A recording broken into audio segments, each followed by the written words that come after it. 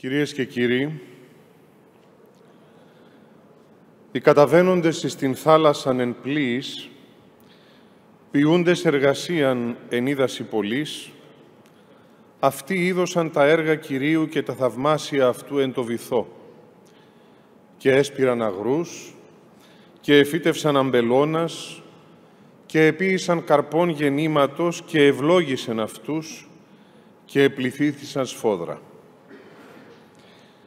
Καθώς συμμετέχω στο παρόν συνέδριο εκπροσωπώντας την αυτού Θεοτάτη Παναγιότητα, τον Οικουμενικό Πατριάρχη Κύριο Βαρθολομαίο, του οποίου τις θερμές πατριαρχικές ευχές κομίζω προς όλους σας, εκφράζω καταρχάς την ειλικρινή μου χαρά για την δυνατότητα που οι αξιότιμοι διοργανωτές αλλά και οι σύνεδροι του παρόντος συνεδρίου παρέχουν, δια της ταπεινότητός μου, να ακουστεί μία ακόμη φωνή, ίσως για κάποιους περιφερειακή όσον αφορά στη θεματολογία του συνεδρίου, η οποία όμως αποτελεί την οντολογική θεμελίωση και την ηθική δικαίωση κάθε ανθρώπινου μόχθου. Είναι δικαιολογημένο και αναγκαίο να ακούγεται και η θεολογική άποψη, εφόσον ζούμε σε μια κοινωνία πλουραλιστική και ελεύθερη. Ας μην ξεχνούμε εξάλλου ότι οι διάφορες αμφισβητήσεις της μεταμοντέρνας κοσμοθεώρησης ήλθαν και παρέρχονται, ενώ οι βάσεις της αληθινής χριστιανικής ηθικής συνεχίζουν να οικοδομούν συνειδήσεις και κοινωνίες. Το πρώτο που διαπιστώνουμε μελετώντας τη βίβλο είναι ότι όλοι εργάζονται. Είναι πολύ ξεκάθαρο ότι η Γραφή αναδεικνύει και τονίζει την αξία του ανθρώπινου μόχθου, διότι τη βλέπει στην ολότητά της και στη θεία προέλευσή της. Ο άνθρωπος, πλασμένος από το Θεό, τοποθετείται από Εκείνον σε κήπο, τον οποίο με εντολή του Θεού οφείλει να καλλιεργεί και να προσέχει.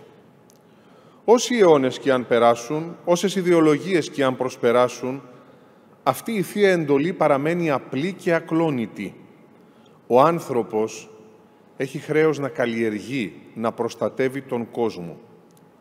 Και αυτό γιατί σε μια τέτοια δραστηριότητα αντανακλάται η ενέργεια του Ιδίου του Θεού, ο οποίος παραστατικά περιγράφεται στη βίβλο σαν εργάτης επί εξαήμερων και σαν αναπαυόμενος την 7η ημέρα. Ωστόσο, κάτι πολύ ενδιαφέρον λαμβάνει η χώρα. Την λίαν καλή δημιουργία του ο Θεός δεν την κρατά για τον εαυτό του εγωιστικά και καταδυναστευτικά, αλλά την εμπιστεύεται στον άνθρωπο ζητώντας του να την τιμήσει ως πλάσμα και δώρο του Θεού. Πόσο σημαντική είναι αυτή η διάσταση. Πόσες κατευθυντήριες οδοί ανοίγονται για την ηθική στάση μας ενώπιον και της κτήσης και της εργασίας. Γι' αυτό και η βίβλος είναι αυστηρότατη εναντίον της οκνηρίας και μάλιστα στη Δευτέρα προς Θεσσαλονικής επιστολή του Αποστόλου Παύλου, της αδικίας στον Απόστολο Ιάκωβο και της ειδωλολατρίας στην Παλαιά Διαθήκη στον προφήτη Ισαΐα. Στο πρόσωπο του Χριστού η εργαστία αποκτά μία διπλή διάσταση. Τιμάται δεόντως, αλλά ταυτόχρονα απογυμνώνεται από οποιασδήποτε ηλιστικές εκτροπές. Ο Χριστός γίνεται γνωστός και από την εργασία του ως μαραγκός και ο Απόστολος Παύλος θεωρεί τιμή του το ότι με τα ίδια του τα χέρια εργάζεται ως σκηνοποιός. Παρ' όλα αυτά η εργασία δεν απολυτοποιείται, δεν γίνεται αυτοσκοπός. Τονίζεται στην Καινή Διαθήκη ότι ο Θεός συνεχίζει να εργάζεται για τη σωτηρία μας και το έργο του αυτό είναι το πρώτο επιδιωκόμενο από μας. Γνωρίζουμε πολύ καλά ότι οι μεταξύ των ανθρώπων εργασίες και συνεργασίες ευδοκιμούν όταν υπάρχουν καθαρές σχέσεις. Το Ευαγγέλιο υπογραμμίζει αυτήν ακριβώς την καθαρότητα στις σχέσεις μεταξύ των ανθρώπων, μιλώντας για τη φιλία. Τη φιλία με το Θεό και την ενσωμάτωση του ανθρώπου στο έργο του, με όλα τα ανθρώπινα έργα. Γι' αυτό το λόγο ο Χριστός στις παραβολές, ενώ μιλά για τη Βασιλεία του Θεού, χρησιμοποιεί εικόνες καθημερινής εργασίας του γιατρού, του βοσκού, του αμπελοργού, του σπορέα, των αλλιέων. Είναι όμως τόσο αυστηρός όταν κάνει λόγο για τον τελικό θερισμό. Κανένα αγαθό δεν πρέπει να πάει χαμένο. Με αυτές ακριβώς τις θεμελιώδεις βιβλικές αρχές, το Οικουμενικό Πατριαρχείο, με προσωπική πρωτοβουλία και κοπιώδεις προσπάθειες ετών του ιδίου του Παναγιωτάτου Οικουμενικού Πατριάρχου κυρίου Βαρθολομαίου, εργάζεται για την εντός των συνειδήσεων όλου του κόσμου επανεκτίμηση του φυσικού περιβάλλοντος και υποστηρίζει κάθε προσπάθεια προστασίας του. Είναι πολυάριθμες οι συμμετοχές του Οικουμενικού Πατριάρχου σε παγκόσμια συνέδρια, τα οποία αφορούν στην καλλιέργεια, χρήση και προστασία του φυσικού περιβάλλοντος. Ευλογώντας κάθε δίκαιη και αγαθή επιχειρηματική προσπάθεια, υπενθυμίζει πάντοτε το Οικουμενικό Πατριαρχείο την ιερή ευθύνη καθενός και όλων να διαφυλάξουμε την ακεραιότητα και ισορροπία του φυσικού πλούτου και του θεόσδοτου πλούτου που τον γεμίζει ο ίδιος ο Θεός, ο οποίος είναι ο Δημιουργός και με χαρά τον χαρίζει στον κάθε άνθρωπο.